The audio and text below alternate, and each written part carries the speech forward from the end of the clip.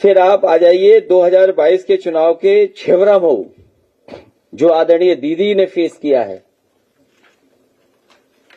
जो बंगाल की जनता ने फेस किया या देखा है, ये हम 2022 में देख चुके हैं।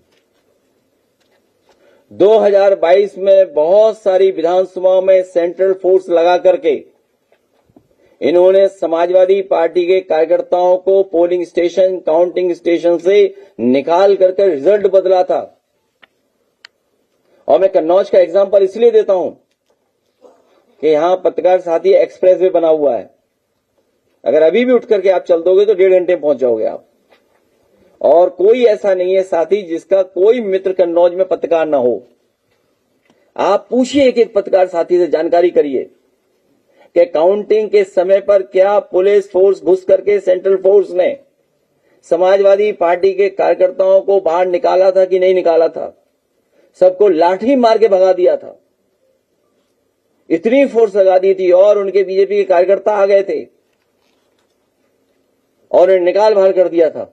जबकि छेवरा में 72 बार समाजवादी पार्टी जीती थी। एक पाल को हराया, एक अरविंद हमारे साथी को हराया उन्होंने। ये देखिए आप, बीजेपी 44% वोट। ये तो अलग बात बोला। अब ये दूसरी बात, जो पहली बात कह रहा था मैं कि वोट काट के कैसे जीते हैं लोग। छेवरामऊ में ये बेईमानी तो की इन्होंने छेवरामऊ के साथ, लेकिन वोट काटने की क्या बेईमानी की। वोट काटने से समाजवादी पार्टी के इतने काट दिए, 1111 जो शपथ पत्र दिए हमने वोटरों की, जिनका 19 में वोट पड़ा था, 22 में वोट नहीं डाल पाए। और उसका परिणाम क्या हुआ कि बीजेपी 44.31% और हम 43.91%। जितना हमारा वोट इन्होंने काट दिया उसी से हम हार गए चुनाव। ये था छेवरामऊ। यही सेम पोजीशन है मणियाऊ में। 39.25% बीजेपी को वोट मिला, हमें मिला 38.62% वोट। जो हमारे वोट काटने से समाजवादी पार्टी 1206 वोट से हारी।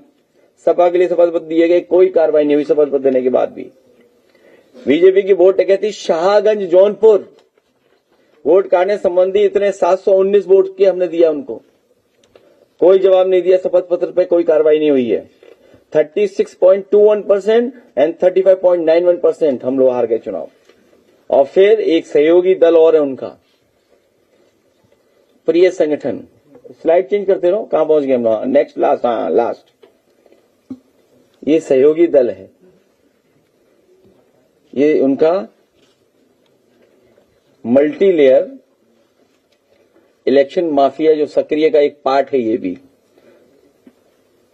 10 नंबरी जो कार्रवाई है, जो एक रंगी सोच की पार्टी का, ये भी एक तरीका है काम करने का।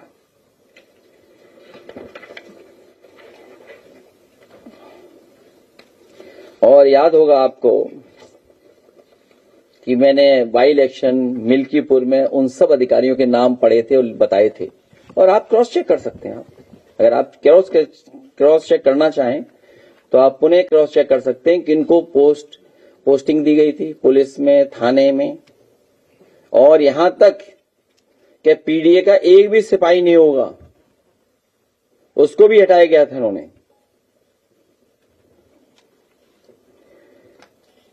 हालांकि 22 का चुनाव ये अपना बताएं, कैसे हारे थे आप राजेश? ये भी कितने वोट से हारे आप बताइए। आप कौन कौन अंदर आ गया था? देखिए आप खड़े होकर बता दो।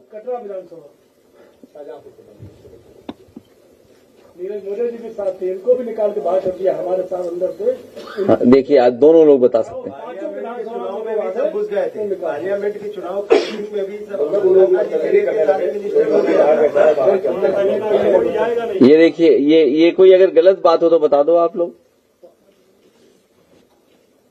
हम अंदर थे तो खंडन जी पहले आ गए थे वहाँ अंदर, जबकि हम लोगों को मना कर दिया कोई सुरक्षा प्राप्त नहीं जाएगा। और उसके बाद में वो लोग घुस गए बैक तो पीछे जो डोर थे। ये एक रंगी सोच पार्टी का ये कारनामा है। अनरजिस्टर्ड अंडरग्राउंड संगी साथी जो आज भी खुफियागिरी मुखबिरी कर रहे हैं। जब इलेक्शन होता है तो अनरजिस्टर्ड संगी साथी हर बूथ स्तर पे खुफियागिरी करते हैं।